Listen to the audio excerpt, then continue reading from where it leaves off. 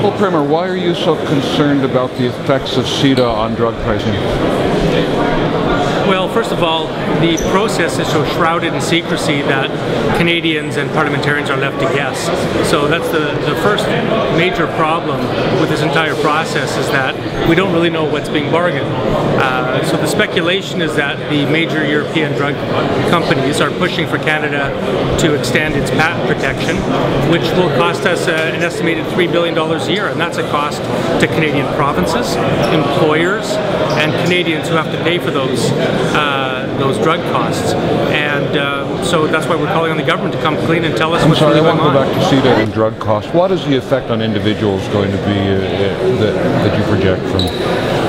Well, again, there's one study, and it's not without some controversy, but one study that was commissioned by the generic drug industry by an independent source, but nevertheless commissioned by them, estimates that it'll be about $2.8 billion a year for every year that generic drugs are kept out of the hands of consumers. Now, the major pharmaceutical companies dispute that figure, and we've met with them, and we've asked them to provide us with their numbers, but so far we haven't gotten them. So basically, you're looking at costing employers who pay for their employees' drug plans, provinces that provide drug formularies, and individuals who have to pay for it themselves.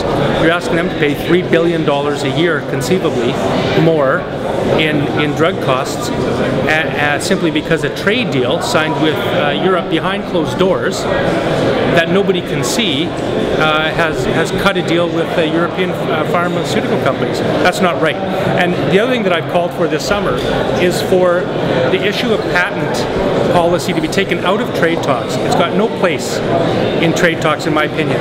If there's a case to be made for patent extensions, we should do it in this chamber, in front of Canadians, in open parliament, and then have that matter go to a committee where we can call the stakeholders, businesses, provinces, doctors, and consumer groups, and let's have a full, transparent look at what we should be doing with patents. Don't do it behind closed doors in CETA negotiations and then spring it on an unsuspecting public.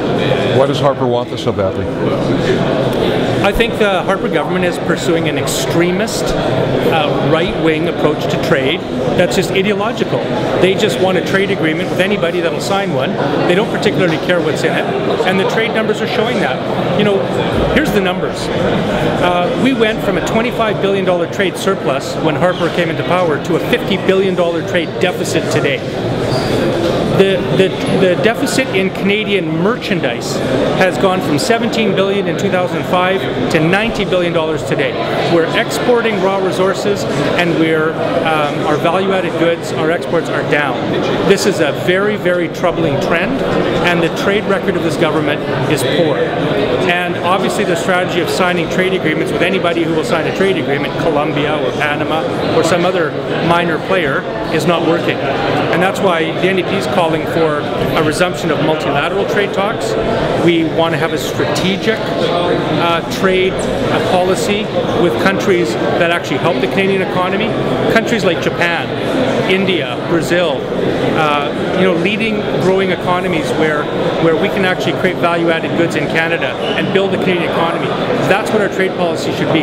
Not signing trade deals with anybody who will sign them and putting in provisions that will hurt the Canadian economy.